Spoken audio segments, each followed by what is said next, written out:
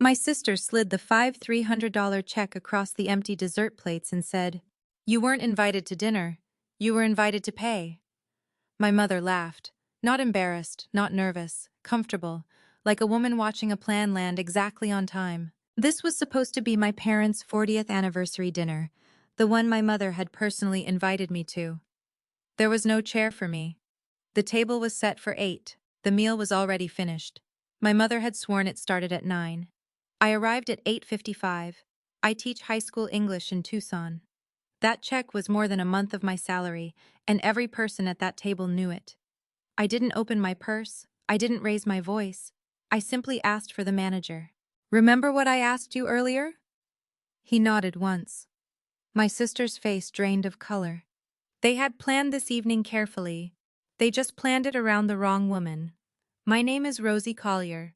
I'm 36 years old. Welcome back to Family Line Drama, where ordinary people face impossible family moments and walk out with their dignity intact. If you've ever been the one expected to pay, to stay quiet, and to swallow the insult, this story is for you. Drop a comment and subscribe." To understand that night, you need to go back 1 month. To a phone call from my father. It came on a Tuesday in the middle of April, a little after 7 in the evening. I was at my kitchen table with a stack of junior essays on The Great Gatsby, red pen in hand, when his name lit up my screen. Tom Collier. I stared at it for 2 full rings before I answered. "You have to understand something." By April, my family and I had been in a kind of quiet frost for 6 months. Not a blow-up, not a screaming match, nothing you could point to and say, "That's where it broke." Just texts that got shorter, calls that stopped coming, holidays that felt like appointments. I'll tell you why later, because the why matters. But that night, all I knew was that my father was calling me for the first time in weeks, and my chest did that stupid hopeful thing chests do. "Rosie girl," he said. Nobody else has ever called me that. Not once in 36 years. "Hey, Dad?"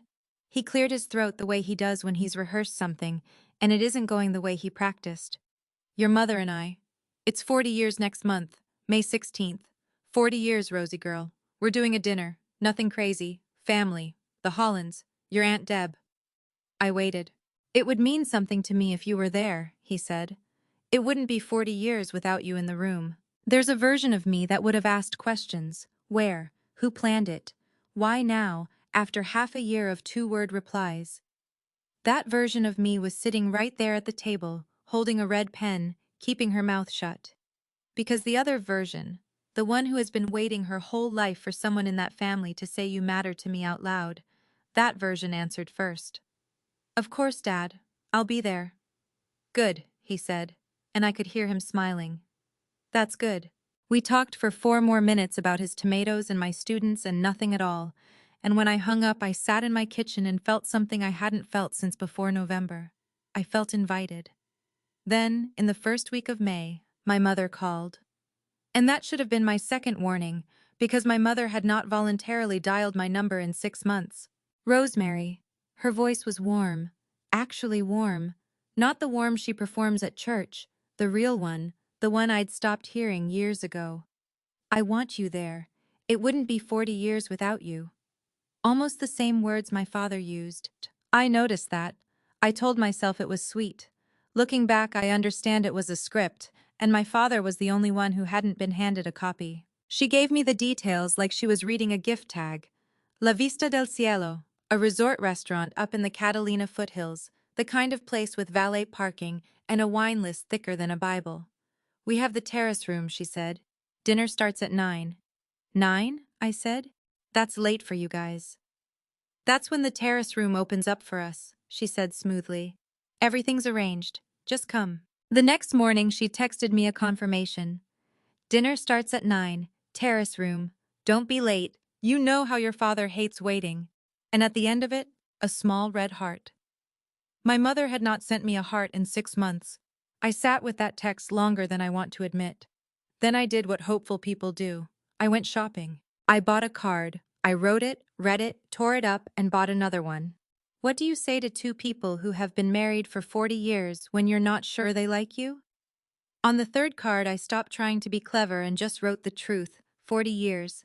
I hope I come from something that can last. Then I did the thing I'd been thinking about since Dad's call. There's exactly one photo from my parents' wedding day that survived 4 decades and 3 moves. A 1986 print of the two of them outside the church. My mother 24 years old and laughing so hard her eyes are shut. She looks like a woman I have never met. Somewhere along the way, water got to the print, and a brown stain had been creeping across the corner like a storm cloud for as long as I could remember. I took it to a restoration shop near the university. $60. The man cleaned up the stain, reprinted it, mounted it in a simple frame, and pressed his shop's little gold sticker onto the backing paper, the price penciled next to it. When he handed it back, my mother was laughing under a clean sky. I remember thinking, this is what I do. I fix the picture. I should have wondered why a woman who has eaten dinner at 5:30 every night for 40 years booked a table for 9 o'clock. But hope doesn't read fine print. Hope just RSVPs. If you want to understand why I said yes so fast, why I always said yes, you have to go back further than April. You have to go back to a blue cast. I was 12. I fell off the top of the bleachers during PE and landed wrong, and I knew, the way you know, that my arm was broken. And here's the part I didn't think was strange until I was an adult. I walked myself to the nurse's office. Didn't cry. Didn't ask anyone to come with me. I sat in that little room holding my own arm like a package I was responsible for. And when the school finally reached my mother, she was already leaving work early, for my sister. Courtney was 9. She had a piano recital that night, and she'd been crying about it for 2 days, and my mother had promised to take her for ice cream first, to settle her nerves. So Dad came to the emergency room instead, straight from a job in his work boots, smelling like solder, and my mother arrived 2 hours later with Courtney in her recital dress. I was sitting on the hospital bed with a brand new blue cast when my mother looked at me. I will never forget this, with something close to pride, and said, "See? You're the strong one. You don't need the fuss." I glowed. I actually glowed. I thought it was a compliment. It took me 24 years to understand that sentence wasn't a compliment. It was a job description. Because that's how it worked in our house, for as long as I can remember. There were 2 daughters and 2 economies. Courtney was delicate. Courtney needed. Courtney got. And I was sturdy. I managed. I provided. Nobody ever voted on this. It was just the weather. Nobody signed my cast, by the way. It came off 6 weeks later as blue and blank as the day they put it on. Fast forward 24 years, and the roles hadn't moved an inch. Only the price tags had. I became a teacher. 12 years now at the same high school in Tucson, teaching English to teenagers who think Gatsby is boring until the last chapter, when suddenly it isn't. I make $58,000 a year. I drive a Corolla that just turned 11. I grade 92 essays on a good weekend, and I love my life more than my family has ever understood. Courtney went a different way. She met Preston Marsh at a golf club fundraiser, commercial real estate, family firm up in Scottsdale, and married him in 2019 in a dress that cost more than my car was worth at the time. From the outside, she was set. Brunches, a house with a pool. That was the version my mother carried around like a wallet photo. "Your sister married well," Mom liked to say, usually while looking at my shoes. "You chose a calling. Choices have costs." Here's what I noticed, though, over years of family dinners. Small thing, filed away without knowing why I was filing it. Courtney never had her card, ever. She'd pat her purse and laugh. "Preston has the cards, I can never keep track." And the check would sit in the middle of the table like an orphan. And then it would drift. That's the only word for it. The check drifted. At Mom's 60th birthday dinner. At Easter. At Mother's Day, at that overpriced brunch place Courtney picked. Nobody ever asked me to pay. Asking would have made it a favor, and favors get remembered. Instead, there would just be this silence, a comfortable, practiced silence. And my mother would smile at whoever was hosting us and say, "Rosie's got it. She always does." She'd say it to the waiter, to the Hollands, to the room, never to me. It wasn't a request. It was a weather report. The bills got bigger every year. So did the silence around them. Mother's Day of 2024 is the one I keep because it's the whole machine in miniature. Courtney picked the place, a rooftop brunch spot in Phoenix, halfway for her, 2 hours for me, and ordered for the table like a cruise director. Bottomless mimosas. The seafood tower, because mom deserves it. When the check came, it was $380, and my sister did the purse pat, the little laugh. Preston has the cards, I can never keep track. Preston, for the record, was sitting right there. He didn't move. He didn't even look up. And it took me years to understand why. Because somewhere along the way, my family had taught him that this was handled. That there was a system, and the system had a name, and the name was me. The check sat in the middle of the table. My mother looked at the skyline. Aunt Deb reached for her purse and my mother put a hand on her arm, actually stopped her, and said to the skyline, to the table, to God, "Rosie's got it, she always does." Deb's hand went back down. And I paid, because 11 people were waiting for their Sunday to continue, and the fastest way to make a moment stop hurting has always been my debit card. On the drive home, 2 hours alone, radio off, I did something I'd never done before. I added it up. Not the money. The pattern. Every birthday, every holiday, every celebration going back 5 years. And the number of times anyone at those tables had said thank you. The money took me 20 minutes to total. The thank yous took me no time at all. I want to be fair, so let me tell you about my father, because he is not my mother, and this story doesn't work if you think he is. In the fall of 2021, Dad had a heart attack. A small one, they kept saying, as if hearts come with a sizing chart. He was 63. He'd been running his one-man heating and cooling business out of a van since before I was born, and after that October he just wound it down. Sold the good tools to a younger guy he trusted. Kept the van in the driveway like a retired horse. Money got tight in a way my parents were too proud to say out loud. But my father has this thing he does instead of talking. He keeps a notebook, a little spiral one, cover gone soft and dark from years of work grease, that lives in his shirt pocket. And in it, in his slanted mechanic's handwriting, he writes down every kindness anyone does for the family. A neighbor who fixed the gate, Aunt Deb covering a pharmacy run, amounts, dates, names. A man should know what he owes, he told me once, tapping the cover. He meant it as honor. I found it dear and a little heartbreaking. One afternoon, while he was in the garage, I flipped through a few pages, not snooping, just fond, and I noticed something I couldn't name at the time. The Hollands were in there. Deb was in there. Courtney was in there, more than once. My name was almost nowhere. I told myself Dad just hadn't gotten around to my page. The truth was worse. My page existed. It just had someone else's name on it. But I'm getting ahead of the story. In June of 2022, 8 months after Dad's heart attack, my mother sat me down at her kitchen table, held my hand. She never holds my hand, and cried at exactly the right speed. "Just until your father's back on his feet," she said. "The bills, Rosie, the property tax, his medications. I can't put this on him. His heart can't take worrying." I said yes before she finished. Of course I did. $400 a month. I did the math right there against my own budget and decided the summer trip to Oregon could wait a year, and the Corolla could last one more year, which became a promise I ended up making that car 4 falls in a row. Then came the detail. The little hinge the whole story swings on. "Send it to Courtney," my mother said, patting my hand. "She does our bills online now, sweetheart. You know your father and phones." And that made sense. It did. Courtney lived on her phone. Dad thought Zelle was a woman's name. So on the first of every month, starting June 2022, my banking app sent $400 to Courtney M.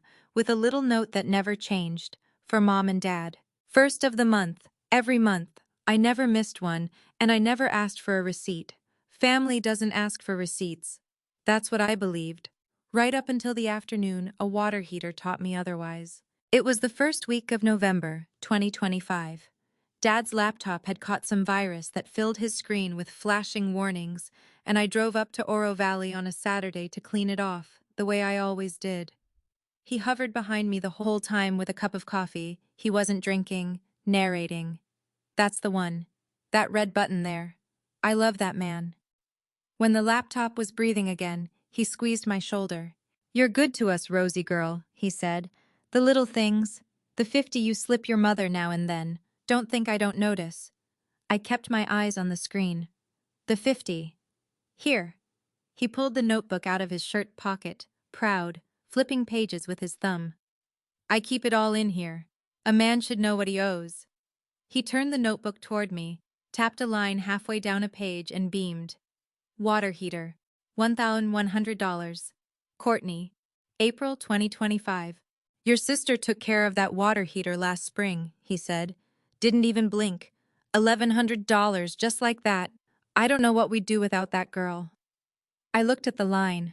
I looked at his thumb, resting under my sister's name with so much pride it hurt to watch. By April of 2025, I had sent $400 a month for 35 straight months.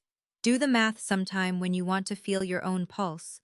Somewhere between my bank account and my father's notebook, my money was landing, and coming out the other side wearing my sister's name. Dad, I said very carefully, did Mom ever mention money from me? Monthly? He frowned, thinking hard, wanting to give me something.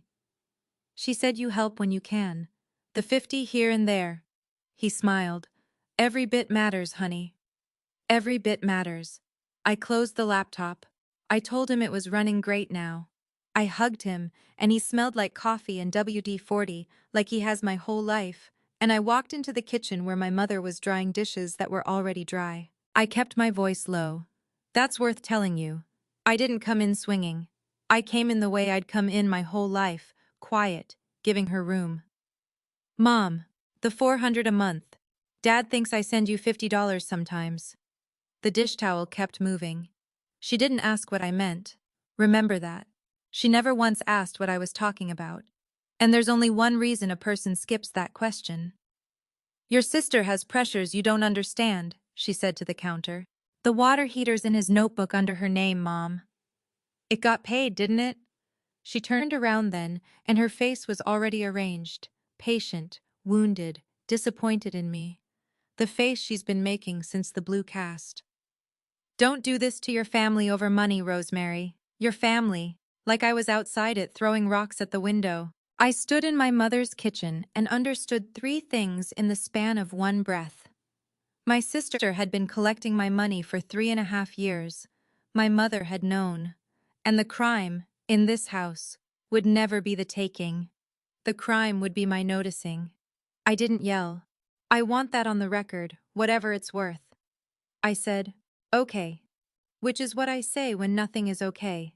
And I drove home with the radio off. That night, I opened my banking app. The November transfer had already gone through on the first $400 to Courtney M. for Mom and Dad. I looked at 42 months of that little note stacked on top of each other. Then I found the recurring payment, and I pressed cancel, and the app asked me if I was sure, and my thumb hovered over the button for exactly one breath. Recurring transfer canceled. That's all it said, no thunder.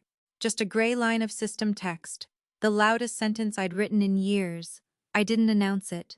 No speech, no ultimatum, no group text. In my family, money never announced itself when it arrived. But I knew it would scream when it stopped. It screamed quietly, the way everything in my family screams. December's calls didn't come. My texts got answered in 2 words, then 1. And then Christmas happened. Christmas of 2025. My mother texted me that dinner was at 6. I have the text. Dinner at 6, don't be late. I walked in at 10 minutes to 6 with a tin of cookies and a gift bag, and the turkey was cold on the counter. Wrapping paper was already folded into the recycling. Courtney and Preston were putting on their coats. Dinner had been at 4. You must have misread the text, sweetheart, my mother said, not even flustered, reaching past me for a serving dish. Everyone else managed. I stood in my parents' hallway, holding cookies for a dinner that had happened without me. And I did something new. I checked. Right there, coat still on. The text said 6.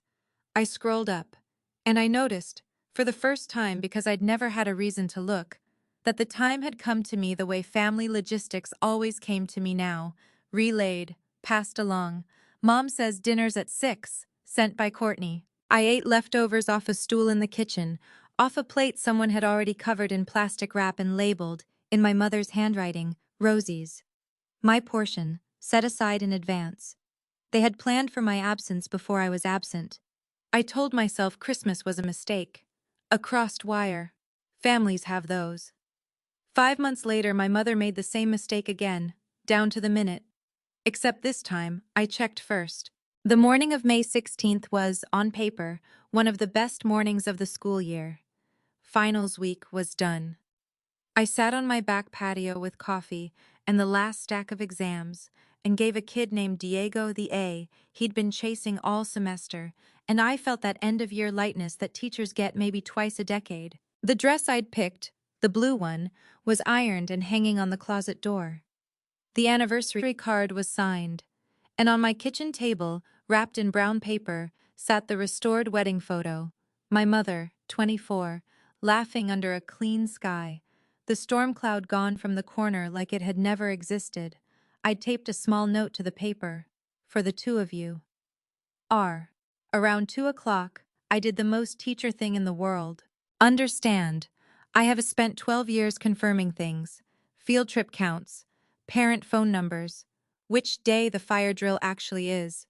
Confirming is not suspicion in my line of work.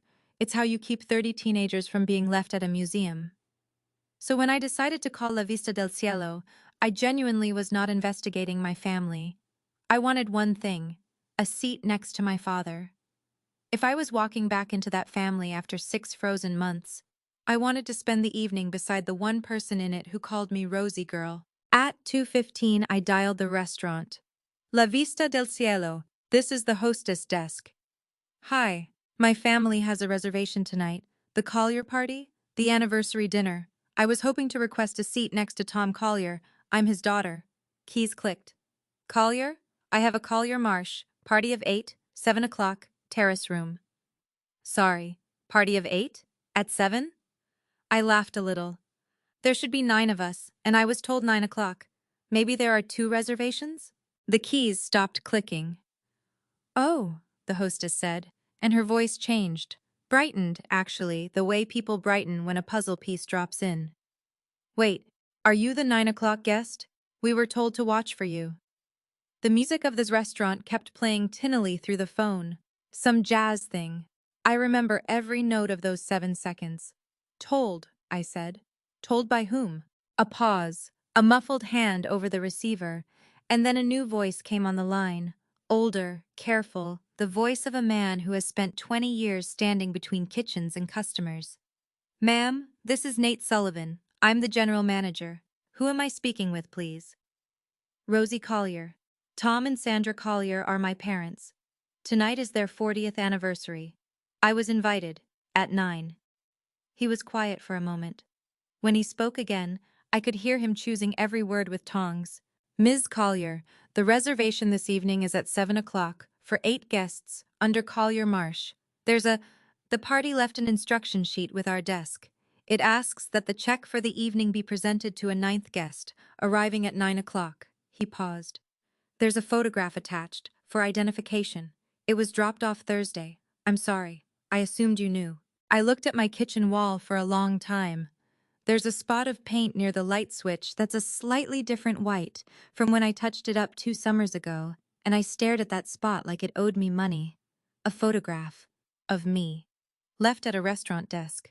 So that strangers would know which woman gets the bill. Ms. Collier, are you still there? I'm here. My voice came out level, which surprised me. 12 years of fire drills. Mr. Sullivan, does the instruction sheet say anything else? Another pause, longer, and I heard something human in it. A man realizing he is holding one corner of something ugly. It notes that the 9th guest is not being seated for dinner service, he said quietly. The table is set for 8. Not being seated for dinner service. They had written it down. My family had put it in writing and handed it to strangers. She is not here to eat. I'm sorry, Nate Sullivan said again, and he meant it. And somehow the kindness of a man I'd never met made the whole thing worse. Strangers apologizing for my family's handwriting. I thought about my father's voicemail from April, still saved. 40 years, Rosie girl. I thought about the brown paper package on my table. I thought about a plate labeled Rosie's, covered in plastic wrap before I ever rang the doorbell. And then I stopped thinking about them and started thinking about tonight. Mr. Sullivan, I said, don't change anything about this evening. Don't cancel anything. Don't warn anyone. Don't treat the party any differently. But I'd like to ask you for two small things. I pulled my grading notebook across the table and wrote two short lines in it, the way I write objectives on a whiteboard, because saying a plan out loud makes it real, and writing it down makes it yours. The first thing, I said, is this. Tonight, at some point, I'm going to ask you a question in front of my family. When I do, just tell the truth, that's all. Whatever they ask, whatever I ask, just the truth, out loud. And the second thing, I told him. I was quiet for a moment. Then he said, yes, ma'am, to both. And then, before we hung up, this man who owed me nothing said one more thing softly, like it was outside his job description.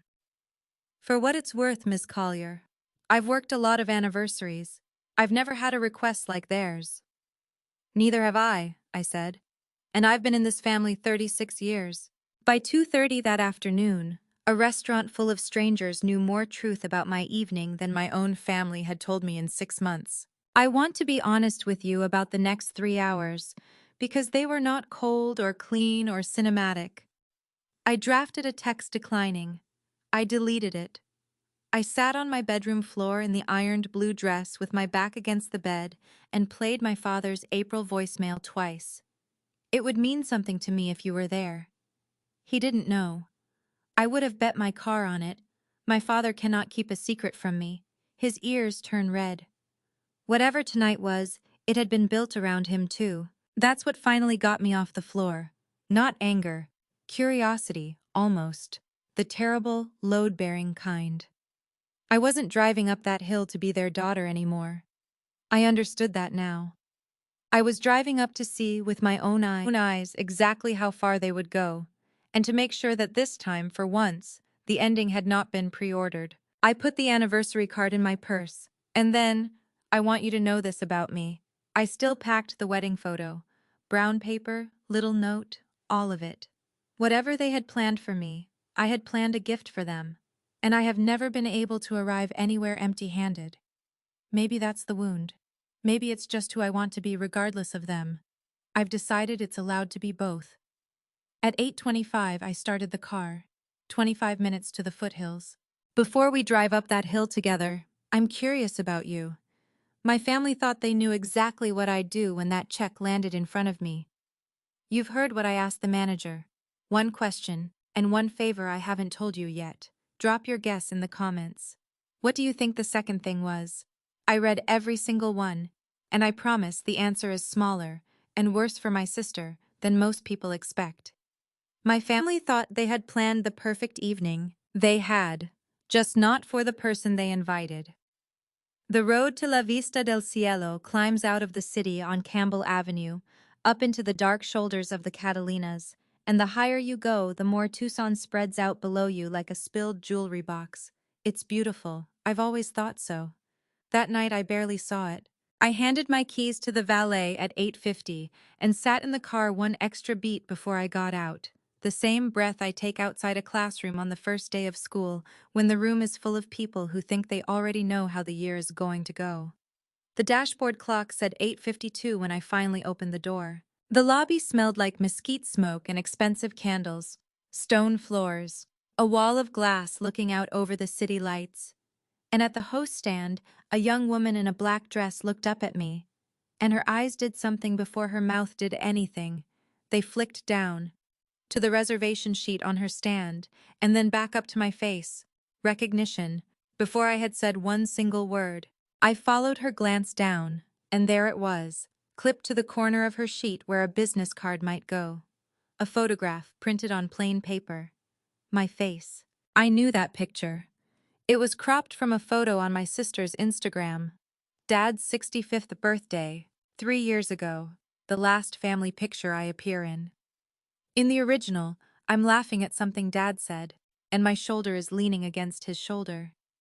In the version at the host stand, the crop cut so close it took part of my shoulder off. They hadn't just handed strangers my face, they'd cut me out of a family photo to do it, and the edit had sliced away the exact spot where I was touching my father. Right this way, ma'am, the hostess said, flushing a deep red, and I understood that at 2:15 that afternoon, a phone call had made this poor girl's whole shift very complicated. It's all right, I told her quietly. And then, because I meant it, leave the photo where it is. She blinked at me. I want it right there, I said, where it can testify later. The walk to the terrace room is maybe 60 feet, through the main dining room, past couples leaning over candles. I heard my family before I saw them. That particular pitch of my mother in an audience, her laugh set 2 notches brighter than at home. The terrace room has its own glass wall, its own view, one long table. And on that table, the evening had already lived its whole life without me. Dessert plates, scraped to the glaze, 2 Cabernet bottles turned upside down in a wine bucket. I'd learned from the check they were $240 apiece. Champagne flutes with just the ghosts of a toast in them. A cake plate holding nothing but crumbs, and 1 sugared flower nobody wanted. 8 chairs, 8 place settings, used and finished. There was no 9th chair. There wasn't even a gap where a 9th chair had been squeezed out. The table had been set, from the very beginning, for exactly the family they intended to feed. You can tell everything about a family by what they set the table for. Mine had set it for 8 plates and 1 wallet. They were all there. My father at the head, jacket off, tie loose, happy in that rumpled way of his. My mother beside him in the good pearls, Aunt Deb and her husband Ray, Jean and Carol Holland, my parents' neighbors of 30 years, who taught me to ride a bike in their driveway. Preston, checking his phone below the table line. And my sister Courtney, in white. She wears white to other people's celebrations, it's a whole thing. With her chair angled just slightly toward the door. Toward me. She'd been watching the door. My mother saw me, and her face lit up.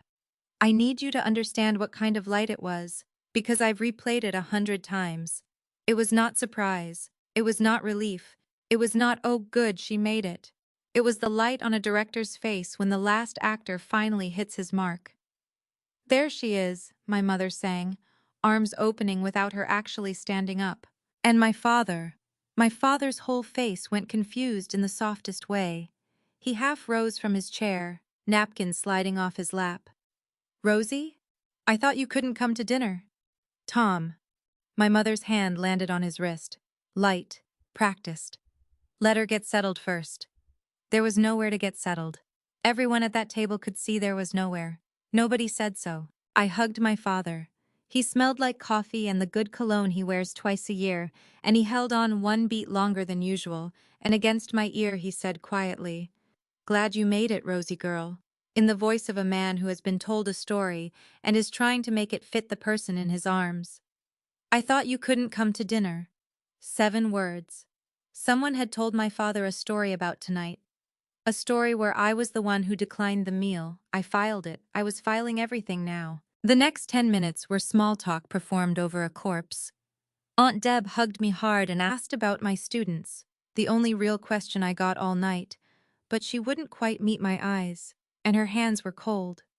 Carol Holland said it was lovely to see me. Courtney looked at my dress and said, "That blue is so brave," which in my sister's language means cheap. And I watched my mother do the thing she has done my whole life, the thing I'd never had a name for until that night. Before every single sentence she spoke, her eyes swept the room. The other tables, the Hollands, checking her audience. My mother has never in her life said a sentence to me. She says them in front of people. "We'd have waited, sweetheart," she told the table. "But you know the kitchen, everything comes when it comes." A little laugh, a sweep of the eyes. "And you did say 9. You did say 9. Filed." "And wasn't it wonderful?" my mother went on, to the Hollands, gathering the evening back into her hands. "Courtney put this whole night together, you know. Every detail. The room, the wine, the everything." She beamed down the table at my sister, who tipped her head in modest acknowledgement, the golden child accepting her crown. I don't know what we'd do without her. I do, I thought. You'd read the fine print. Because I was doing the math even as my mother spoke. Every detail, the room, the wine, my sister, who could not produce a credit card at a brunch, had booked a terrace room with a deposit, ordered $240 Cabernet by the pair, and arranged a champagne toast at a resort. On what? Sometime in the last 6 months, my sister had promised our mother a 40th anniversary worthy of the wallet photo. And sometime after that, she had solved the only problem with the promise. Me. I was the solution. I had always been the solution. The only thing that had changed was that, this time, they'd put the solution in writing and left it at the front desk. Preston glanced at his watch, not rudely, just a man consulting a schedule. And then I watched my sister catch the eye of a server across the room and give a nod so small it could have been a twitch. Half a centimeter. A signal with a rehearsal behind it. Courtney didn't ask for a dessert menu. She didn't ask for coffee, or the wine list, or another round for the table. She asked for the check that was already printed. It arrived in 11 seconds. I counted, because by then I was counting everything. 11 seconds, on a Saturday night, in a full restaurant. A leather folder doesn't move that fast, unless it has been sitting at the service station, waiting for its cue. And this one had been waiting since 8:40. But I'm getting ahead of myself. The server set the folder down in the middle of the table, equidistant from everyone, the way they're trained to. It sat there for 1 second. 2. And then my sister reached out with 2 fingers. Just 2, the way you'd move something slightly distasteful, and slid it across the tablecloth, past the dessert plates, past the dead champagne, in a long, smooth push that ended exactly in front of me. She smiled. The table went quiet the way a theater goes quiet. You weren't invited to dinner, Courtney said lightly, like the punchline of a joke everyone else had already heard at rehearsal. You were invited to pay. And my mother laughed. I have heard my mother's laughs my whole life. The church laugh, the phone laugh, the laugh she does at Dad's jokes, half a beat late. This one was none of them. This one was low and comfortable and relieved.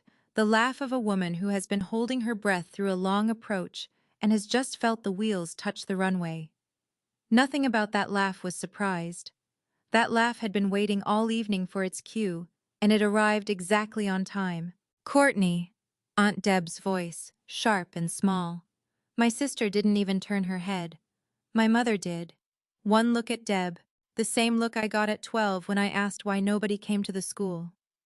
Deb's mouth closed. My father was looking from the folder to my sister to my mother, like a man trying to read a road sign in the rain. What is this? He said. Sandra, what is she talking about? My mother's hand found his wrist again. Pat, pat. It's arranged, Tom. Arranged. And here is the thing that told me more than the check ever could. My father nodded. Slowly, unhappily, but he nodded. The nod of a man who has been told a version of events and is watching it not match the room. It's arranged. Somewhere in those 2 words lived a story I hadn't been told, and my father had. And whatever that story was, it had my name on it. I opened the folder. $5,306. I read it the way I read everything, top to bottom, because that's the other thing about teachers. We grade for a living. We always read the whole page. Dinner for 8, $240 Cabernet times 2, a champagne toast, a $400 room fee for the terrace, tax, and a 22% service charge. Automatic for parties of 8 or more, already added, already totaled. A finished evening, itemized.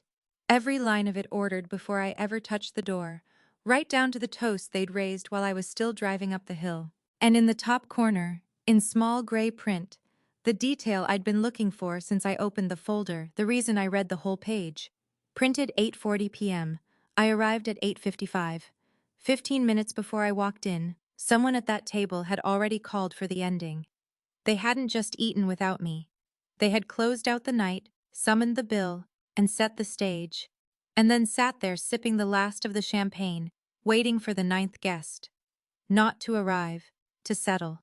Don't make a scene at their anniversary, Courtney said softly, watching my face. She said it kindly, That's the part people never believe, how kind their voices are when the trap is closing. It's their night, Rosie. It's been a wonderful night, my mother added, to the Hollands, to the room, eyes sweeping. Then finally, to me. No, at me. You've always been the strong one, sweetheart. A small smile. Don't stop tonight. There it was, the blue cast, 24 years later, dressed up for dinner. You're the strong one, the sentence that had been a job description all along, offered one more time as a compliment, in front of witnesses, with a $5,300 invoice attached. Everyone was watching me. The Hollands with the particular misery of guests who understand too late what they've been invited to. Deb with her hand at her throat. Preston with mild curiosity, a man watching a family ritual he assumed had been agreed to in advance. My father with rising, unfocused alarm. My mother and my sister with no alarm at all, with the settled patience of people who had run this play before and never once seen it fail. And they were right, in a way.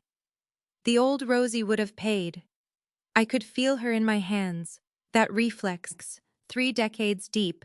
Reach for the purse, make it stop, be the strong one, fix the picture.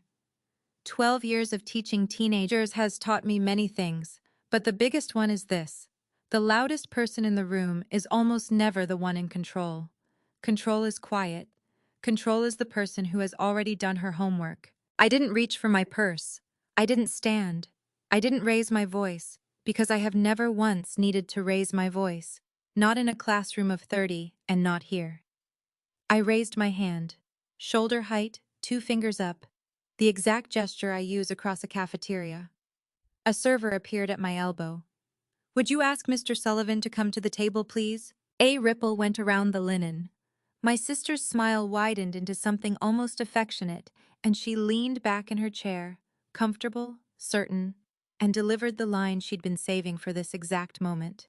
The line that told me she had studied this restaurant's rules far more carefully than any innocent guest ever would. They don't split checks for parties, sweetie. I know, I said. I'm not splitting anything. Nate Sullivan crossed the dining room the way good managers do. Unhurried, unreadable, a man arriving at a table that could be about to compliment the fish. He stopped at my shoulder. Dark suit, steady eyes. He did not look at the photograph clipped to the host stand 60 feet behind him, and neither did I. Ma'am? The whole table was watching, still smiling, most of them.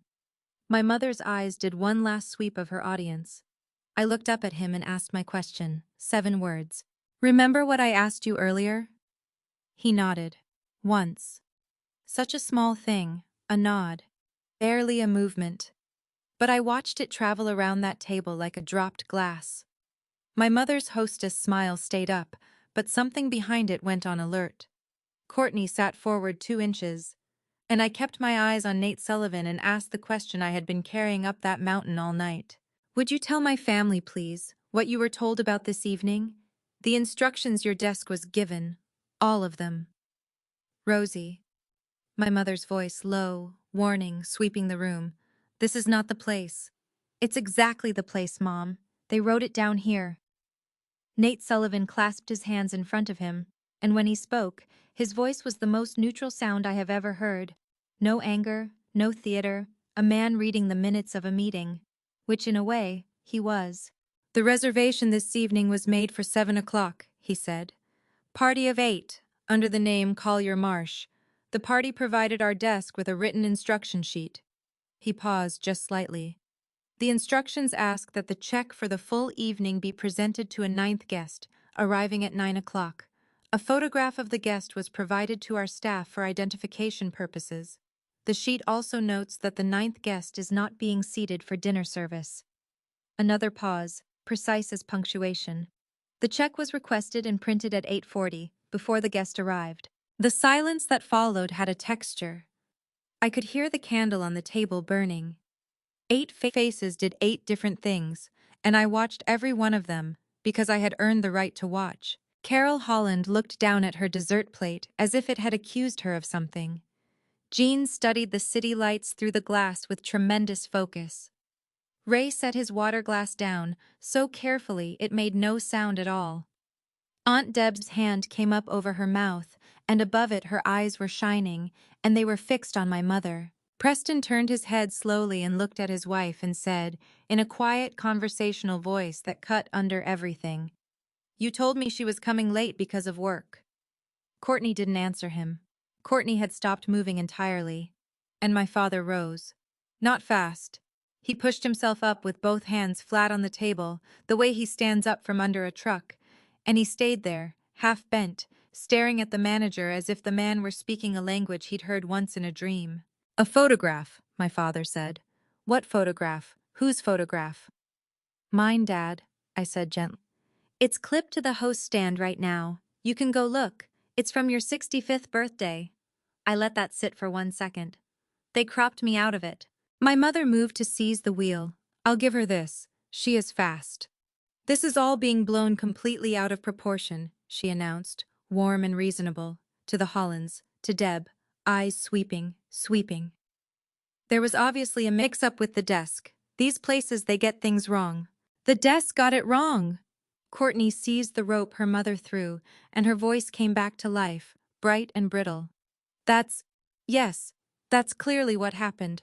The girl up front confused we never left any." She waved a hand at the folder, at Nate, at all of it. "I've never even spoken to these people." The table wanted to believe her. I could feel it, the whole room leaning toward the exit she was building, because believing her meant dessert could resume being dessert. Nate Sullivan looked at my sister with the mildest expression I have ever seen on a human face. "You dropped the photograph off yourself on Thursday, ma'am," he said. I was at the desk. Somewhere in the main dining room, a fork touched a plate. That was the only sound in the world. My sister's mouth opened, and stayed open, and produced nothing. And I want to pause here and tell you something about my sister, because it matters. Courtney is not stupid. Courtney is the product of 33 years of a system that always caught her. Every fumbled fact of her life had been caught by our mother's hands before it hit the ground. She lied the way tightrope walkers dance, beautifully, and only because she had never once been allowed to feel the fall. There was no net in the terrace room. Just a manager who had been standing at his own desk on Thursday afternoon. "Mr. Sullivan," I said, into that silence. "May I ask you a few questions? Small ones." "Of course." "Am I on this reservation?" "No, ma'am." "Have I ordered anything this evening? A drink? Anything at all?" "No, ma'am." "Have I presented a card or offered any form of payment at any point tonight to anyone on your staff?" "No, ma'am." I looked at the leather folder in front of me. $5,300 of someone else's evening, printed before I arrived, delivered on a rehearsed nod, and I asked the last one. "Then whose responsibility is this check?" "The reservation holder's, ma'am," Nate Sullivan said, and if his voice changed at all in that moment, it was only to become slightly more gentle, the way you're gentle around the newly bereaved. That's standard policy. The reservation was made and signed for by Mrs. Collier Marsh. A beat. "We also hold a card on file from the deposit for the terrace room." And then he did the thing I will remember on my deathbed. He reached down, and with 2 fingers, the same 2 fingers, the exact same gesture my sister had used on me, he rotated the leather folder 180 degrees and slid it back down the length of that table, past the dead champagne, past the scraped dessert plates, until it stopped in front of Courtney. My sister looked down at the check, and my sister went white. I don't mean pale. I mean the color left her face the way water leaves a sink, fast and total, from the forehead down. The tan, the blush, the highlighter, all of it suddenly sitting on top of nothing. She stared at that folder as if it were ticking, and her hands stayed in her lap, and she did not touch it, because touching it made it hers, and it had always been hers. Nobody spoke. My mother's eyes swept the room and found no audience she wanted. The Hollands were examining the tablecloth. Deb was crying without sound. Preston was looking at his wife the way a man looks at a car that has just made an expensive noise. I stood up. There was nothing to push back. I'd never been given a chair, so standing was easy. I opened my purse, and I watched half the table flinch toward Hope, one last reflex of the old system. She's reaching for her card. The strong one is reaching for her card. I took out a package wrapped in brown paper. I set it on the tablecloth, in the space where a ninth place setting would have gone, and I peeled the paper back so they could see it. 1986, the church steps, my mother 24 years old and laughing so hard her eyes are shut. The water stain gone from the corner, like the last 40 years hadn't happened yet. My mother looked at the photograph of the woman she used to be, and for one unguarded second, her face forgot to check the room first. "Happy anniversary," I said. 3 words. That was the whole speech. Everything else I might have said, the manager had already said better, in writing, in their own handwriting. I turned and walked toward the terrace door, past the glass wall with the whole city glittering under it, and I made it 3 steps before my father's voice caught me. "Rosie!" He had come around the table. He stood between me and the door, his tie crooked, his reading glasses still pushed up on his head from squinting at the dessert menu hours ago, and he asked me the question my mother had spent 6 months making sure he would never ask. "Rosie, did you offer to pay for tonight?" Behind him, the table had gone very still. "No, Dad," I said. "I was told dinner started at 9. I watched it happen in his face. I watched confusion arrive, and then arithmetic, and then understanding, and I would give a year of my life to have spared him the last one. My father is not a fast man, but he is a thorough one. He doesn't skim anything, and he did not skim this. 7 o'clock, 9 o'clock, a photograph, an instruction sheet. It's arranged, Tom." He turned around. He looked at my mother down the length of that ruined, beautiful table, and he asked the room a question, but he asked it only to her. She never offered, did she? It wasn't even a question by the time it left him. It was a grade. My mother said nothing.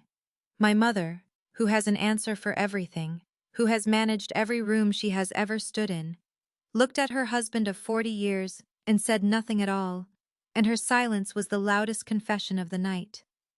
And I watched the color drain out of her face the way it had drained out of my sister's, and I understood that I was watching the second person go white at that table, and that this one had nothing to do with money. Then she rallied.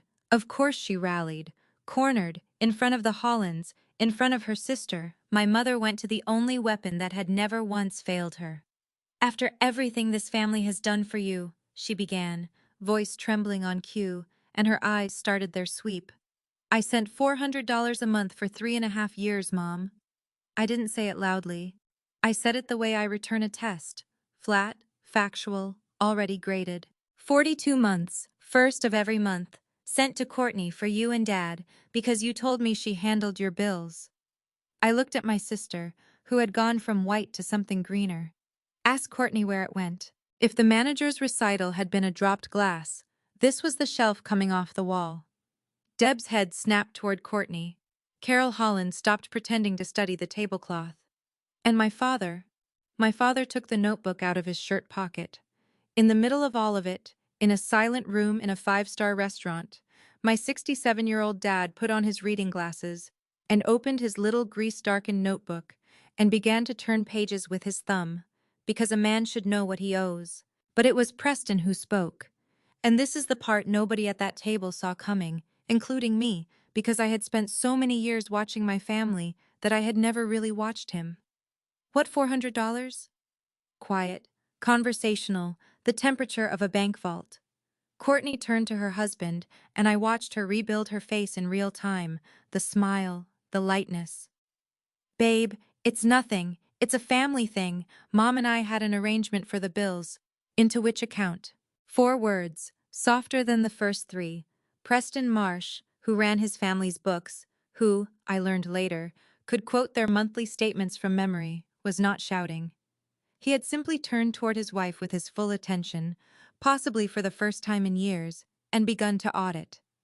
"Preston, 400 a month is 4,800 a year," he said, to no one, to the tablecloth, to the math itself. "For 3.5 years. His eyes came up. "I've never seen it, not one deposit, which means it went somewhere I don't see." I didn't raise his voice on the last sentence. He lowered it. And my sister who had walked into that room owning the evening, who had slid a $5,000 check down a table with 2 fingers, sat between her mother's silence and her husband's arithmetic, with nowhere left to stand, caught between two ledgers, both of them honest, neither of them hers. My father stopped turning pages. I had found it. I knew the page. I'd seen it in his kitchen in November. He looked at it for a long moment, and then he looked up at Courtney over the top of his reading glasses, and my father, who had said almost nothing since the manager arrived, said two words. The water heater. That was all. Two words, and I watched my sister's last color go. Because Courtney knew the notebook.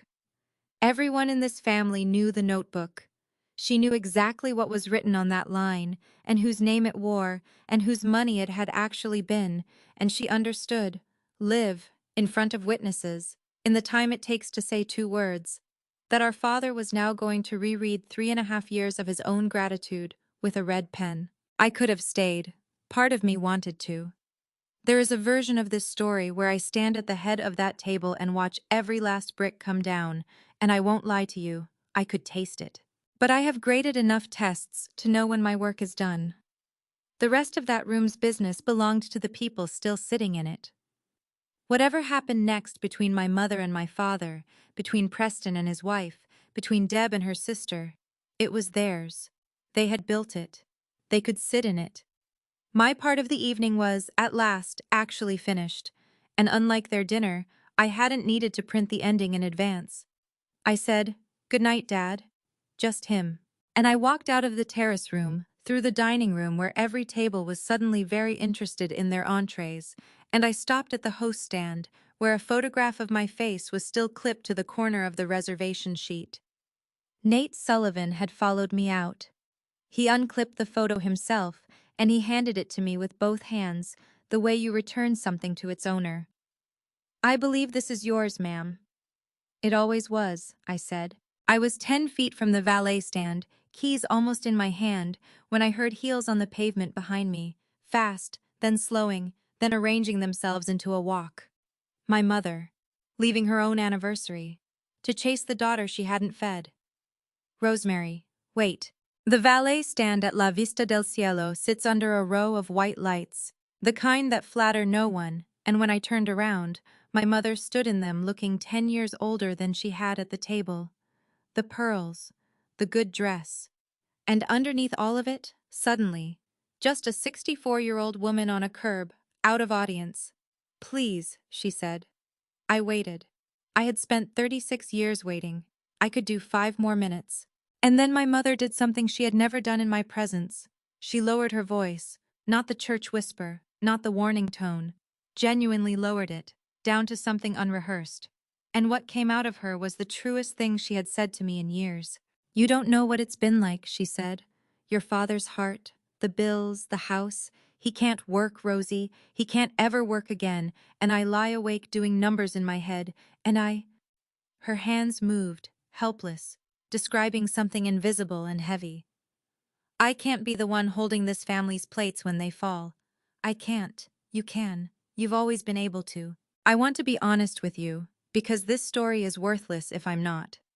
For 3 seconds, standing under those white lights, I almost reached for her hand, because it was true. That part was true, and I could hear that it was true.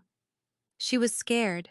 She'd been scared for 4 years, since a Tuesday in October, when my father's heart made a mistake, and fear had been driving the whole machine, the way fear usually drives the machines that run over people. For 3 seconds she wasn't the director. She was just my mom, old and frightened in a parking lot, and every cell in my body that has ever loved her, which is all of them. That's the terrible part. It's always all of them. Leaned toward her.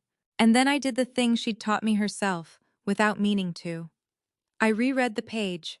I ran her whole speech back through my head, sentence by sentence, the way I run a student's essay looking for the missing thesis.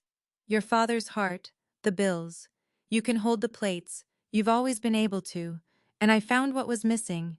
There was no sorry in it, anywhere. Not for the photograph handed to strangers, not for 9 o'clock, not for a check printed at 8:40, or a table set for 8, or 42 months of my money wearing my sister's name in my father's notebook. Her speech was full of fear and completely empty of apology, and once I heard that, I couldn't unhear it, And I understood at last what I was actually being handed under those lights. It wasn't a confession. It was a job posting, the same job. The strong one, position open, benefits unchanged. You're not sorry, I said, not accusing, just reading it aloud. You're rehiring. Her chin came up, and the softness dropped away like it had a timer on it, and there was the woman from the terrace room. You embarrassed us, Rosemary. Her voice shook, and for once the shake was real. In front of the Hollands, in front of your aunt. 40 years of marriage and my own daughter turns our anniversary into a scene with the staff in public. And that was it. That was the whole truth of my mother, standing in a parking lot, saying it out loud at last. Not you're hurt. Not we went too far. You embarrassed us. The photograph didn't wound her. The instruction sheet didn't shame her. 600 feet of restaurant hearing the truth. That was the crime. Her daughter had not been damaged tonight. Her audience had. Even now, even here, her eyes flicked past my shoulder to the glass doors, checking whether anyone was watching. There was no one. Just us. My mother, I realized, had followed me out here and found the one place on earth she had no use for, a room with no audience in it, and she didn't know how to stand in it. You told that restaurant more truth about me than you've told me in years, Mom, I said. They got a photograph and a plan. I got a time, and it was the wrong one on purpose. Rosie, you're the strong one, she said, both hands out now, reaching for the oldest tool on the belt, the one that had never once failed. You've always been— No. One word. I heard it land. I was the convenient one, I said. Those aren't the same. It took me 24 years and one dinner to learn the difference, but I know it now, and I can't unknow it, and I need you to hear the next part clearly, because I'm only going to say it once. The mountain air was cold. Somewhere behind the glass, a server was probably clearing 8 dessert plates and 1 untouched wedding photo. I'm done paying to be your daughter. My mother stood very still under the white lights, and I watched her search me, my face, my hands, my purse, for the crack, the reflex, the 12-year-old with the blue cast who glowed when you called her strong. She looked for a long time. The girl wasn't there. I'd left her at the table next to the check. I got in my car. My mother did not follow me to the curb, and I knew she wouldn't, and it didn't hurt the way it should have, because I finally understood it. Of course she didn't follow me. There was no audience in the parking lot. The road down from the foothills unwinds in long curves, and the whole city comes up at you out of the dark. 100,000 porch lights, all those kitchens, all those tables set for however many people actually live there. I drove with both hands on the wheel and the radio off, and I was fine, I was completely fine. And then I caught a red light at Campbell and Skyline, and I wasn't. It came up out of me all at once, from somewhere under the floor of the car, and I cried the way you cry maybe 5 times in a life. Hands at 10 and 2, shoulders shaking, ugly and honest. Not for the check, not even for the photograph. I cried for a 12-year-old walking herself to the nurse's office, holding her own arm like a package, so proud of not needing anyone. Somebody should have come for that kid. Somebody should have signed that cast. The light turned green. I wiped my face with the back of my wrist, and I drove home, and by the time I pulled into my driveway, my phone was lighting up in the cup holder like a small fire. 11 notifications. The first one was from the last person I expected. Aunt Deb. 11:20 p.m. She must have typed it in the car before she was even off the mountain. I didn't know about the photograph, honey. None of us did. I'm ashamed I ate. I read it 4 times. I'm ashamed I ate. 60 years old, and she'd found the exact right sentence. The one that told me she understood precisely what that table had been. Not a dinner I missed, but a meal they'd all had off my back. And that she was done pretending otherwise. I slept better than I had any right to. Sunday morning, my sister launched her counteroffensive, because of course she did. The family group chat, the one I'm still in for logistics, the one that had been silent toward me for 6 months, lit up at 9 a.m. with a wall of text. I'll spare you most of it. The load-bearing sentence was, I can't believe Rosie ambushed Mom and Dad's anniversary and humiliated this family in public over a misunderstanding. A misunderstanding, the written instructions, the photograph she personally delivered on Thursday, the check she'd had printed before I arrived. I didn't respond. I didn't need to.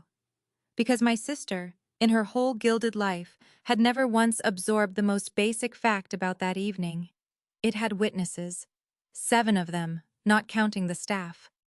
People who had sat there and heard a calm man in a dark suit read her plan back to her from his own memory. Aunt Deb replied within the minute. One sentence, no punctuation wasted. We were all there, Courtney. Nobody typed anything after that. The group chat has been silent since, and I've decided the silence is the most honest thing it's ever produced. The bill, though. I know you're wondering about the bill, because I was too. Deb told me on the phone that Wednesday. When the evening finally, mercifully died, it was Preston who paid. All of it. $5,300, 5,306 to be exact. And by then I had earned the right to be exact. He put down his own card without one word, Deb said. Didn't look at his wife. Didn't look at anyone. Signed it like a man signing a receipt for a tow truck. And then, over the following week, quietly, Preston Marsh did what Preston Marsh does. He audited. Deb heard it from my mother, who told it as a grievance, which is how I know it's true. The joint accounts were restructured. The credit cards came off the table. My sister, who had run a private economy on my $400 a month for 3.5 years, precisely because her marriage gave her an allowance instead of access, now had less access than ever, and a husband who knew exactly why. I want to be careful here, because this is the part where a story like mine can curdle into something I don't want it to be. I did not enjoy that. I'm not going to pretend I did. What happened to my sister's marriage was not my doing and not my victory. It was simply her own arithmetic, arriving. She had built a secret out of my money, and secrets built out of other people's money have a way of getting delivered to your door with the original invoice attached. She called me that Thursday, twice. The first call I let ring out, because her first calls are always fury, and I've retired from that job too. The second time she left a voicemail. 2 minutes and change. I listened to the whole thing, standing in my kitchen. Most of it was what you'd expect. I'd ruined everything. I'd always been jealous. Mom was devastated. But near the end, her voice dropped out of its script, just for a few seconds, and my sister said the one honest thing I have ever heard her say. You think I married money, she said, tired, almost laughing. I married an audit. I have to ask permission to buy shampoo, Rosie. You've had your own everything since you were 22. You have no idea. And there it was. Underneath the entitlement, under the white dresses at other people's parties, a woman who had been handed a beautiful cage at 27 and had been quietly stealing seed money from her sister ever since, because stealing from me was safer than asking him. For one breath, standing at my counter, I felt the thing you're not supposed to feel for the person who slid you a $5,300 check. I felt sorry for her. I didn't call back. Both things are true, and I've stopped needing them not to be. You can understand exactly why someone became a thief and still changed the locks. Then Thursday's mail came, and my mother had the last word. She always does. A plain envelope, my name in her handwriting. No letter. 3 $20 bills, pressed flat, like she'd ironed them. And a note the size of a gift tag. For the photo restoration. We don't need charity. I stood at my mailbox for a long time. She'd found the little gold sticker on the back of the frame, the shop's label with the price penciled beside it, and she had done the one thing her operating system knows how to do with love. She'd located the invoice. $60, returned in full. Not the photograph. She kept the photograph. Just the money, so the gift could be converted into a transaction, and the transaction could be closed, and no one would owe anyone anything, least of all a thank you. My mother thought she was refunding a payment. She didn't understand she was confirming my entire story, everything I'd said in that parking lot, notarized in 3 ironed 20s. I took the $60 to school on Monday. It was the last week of the year, room 114 hot in the way Tucson classrooms get in late May, ceiling fan ticking, and I put the money into my classroom library fund and turned it into 6 paperbacks for the take one leave one shelf. It felt right. My mother's money, finally arriving somewhere love doesn't get invoiced. And that same week, the last Friday of the school year, a girl stayed behind after the bell. Junior. One of mine. The kind of kid the staff room calls so mature for her age, which I have learned to hear as an alarm. She stood at my desk, holding a late essay and explaining. Fast. The way you explain when you're used to needing a defense. Her little brothers, the dinners she cooks, her mom's double shifts. I can handle it, Miss Collier. I just ran out of hours. I took the essay. And then I heard myself say the sentence I'd needed somebody to say to me in a hospital room 24 years ago. Being able to carry it doesn't mean it's yours to carry. She looked at me the way you look at a door you didn't know was there. Then she nodded and left for the summer, and I sat in room 114 under the ticking fan for a while, 36 years old, finally on both ends of that sentence at once. That Saturday morning, Memorial Day weekend, I opened my curtains with a cup of coffee in my hand. My father's truck was parked in my driveway. I was sitting on my porch step, not knocking. My father would consider knocking before 9 on a Saturday to be a form of assault. Just sitting there in his good flannel shirt, with 2 paper cups of gas station coffee beside him, one for each of us, because he had driven 25 minutes on faith that I would open the door. He'd bought 2 coffees. I stood behind my own front door for a second, and let that undo me a little. He bought 2. Hey, Rosie girl. Hey, Dad. I sat down next to him on the step. The coffee was terrible. It was the best coffee of my adult life. For a while we just watched my street do its Saturday things. A neighbor dragging a hose, somebody's sprinkler ticking around, doves complaining on the power line. And then my father reached into his shirt pocket and took out the notebook. It looked different. It took me a moment to see why. He opened it flat on his knee, to a page I recognized, and turned it toward me the way he had in his kitchen in November, thumb under the line. Except the line had changed. Water heater, $100. The name Courtney struck through with one clean pencil stroke, and above it, in his slanted mechanic's handwriting, small and deliberate, Rosie. He turned the page. Property tax, November 2023. Courtney struck through, Rosie. He turned another. Christmas ham, medications, March 2024. The porch repair. Page after page, 3.5 years of his own gratitude, corrected line by line. Not ripped out, not scribbled over. Struck through and reattributed, each one, in a way that kept the mistake visible under the truth. 42 entries. He'd counted them too. Took me 3 evenings, he said. Kept having to stop. I didn't say anything. I couldn't have. I called the bank Monday, he went on, eyes on the notebook, voice steady in the way. It's steady when he's under a truck and something is heavier than he expected. Move the bills back to me, all of them. Turns out I can work a phone fine when I'm angry enough. A pause. Your mother and I are talking, some, not in the same language yet. Dad, you don't have to. I do, though, that's the thing. He closed the notebook and held it in both hands, and he looked at me straight on, which my father does maybe twice a year. I've been thinking about what I knew, and I want to be honest with you, because you've earned honest, and not much else has been going around. He took a breath. I didn't know about the money. I didn't know about the photograph, or the 9 o'clock, or any of what that dinner was. I'd have burned the place down first, and I think you know that. I know that, but... He turned the coffee cup a slow half circle on the step. I knew the checks always drifted to you. I knew your mother had a scale in her head, and you were never on the right side of it. I knew, Rosie girl, for years, and I decided it was weather. Something in the house you don't fix, you just live around. He shook his head slowly. Not knowing was easier. That's on me, nobody else. A ledger's only worth what's true in it, and mine had lies in it, and some of them were mine. My father has never in his life said devastated or heartbroken. He has a notebook instead of a vocabulary for pain. So I understood exactly what I was being handed on that porch step. 42 corrected lines and a man assigning himself his own entry. It was the only apology anyone in my family had offered me in 36 years. And it was the only one I've ever needed, because it came with no request attached. He didn't ask me to forgive my mother. He didn't ask me to call my sister. He didn't ask me for a single dollar or a single performance of okayness. He asked me one thing. First Saturday of the month, he said.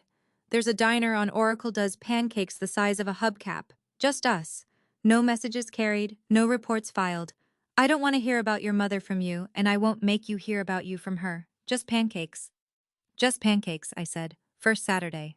First Saturday, Dad. He nodded, satisfied, a deal struck, and we drank terrible coffee on my step while the doves complained, and for the first time in my adult life, sitting beside a member of my family cost me exactly nothing.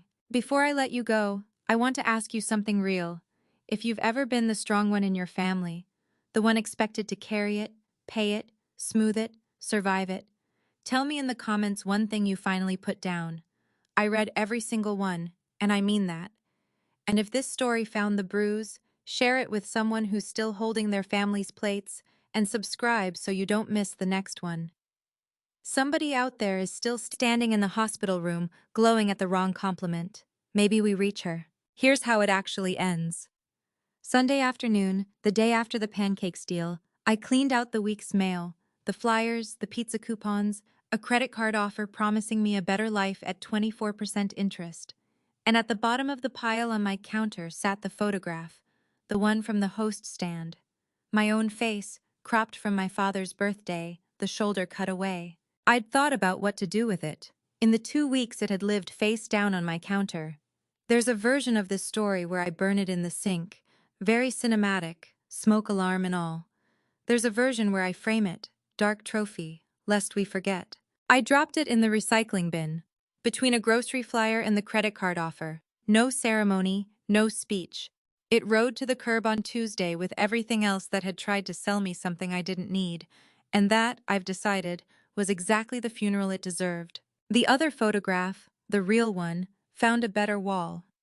Deb told me on the phone, because Deb tells me things now. We have lunch. It turns out my aunt is funny. My father took the 1986 wedding photo home from that restaurant, and he hung it in the kitchen himself. Drove the nail, straightened the frame, stepped back. My mother, 24 years old, laughing under a clean sky, watching over a kitchen where the bills now get paid by a man with a corrected notebook. My mother the elder has not said a word about it, Deb reports, but she hasn't taken it down either. I don't know what happens to my mother and me. That's the honest ending, and you deserve the honest ending. There's been no apology, and I've stopped standing at the mailbox waiting for one. The $60 was her answer, and I've let it be her answer. If she ever comes looking for her daughter instead of an audience, the door has a bell. It rings for people who arrive without an invoice. What I know is this. On the first Saturday of June, there will be pancakes the size of hubcaps. In August, room 114 will fill up again with teenagers who think Gatsby is boring, and I will get to watch 30 faces find out otherwise, which is the best paid work in America, no matter what the salary says. My Corolla turned 12. I'm taking the Oregon trip this summer. 4 years late, paid in full, party of one, and the reservation is under my own name. And some nights I still think about that drive up the mountain. 25 minutes, both hands on the wheel, a wrapped gift on the passenger seat, a plan in my purse, my whole family sitting in a glass room believing they knew exactly how the strong one worked. My mother told me dinner started at 9. She was right about one thing. That night, something did start at 9. It just wasn't dinner. It was the rest of my life. And for the first time, nobody handed me the check.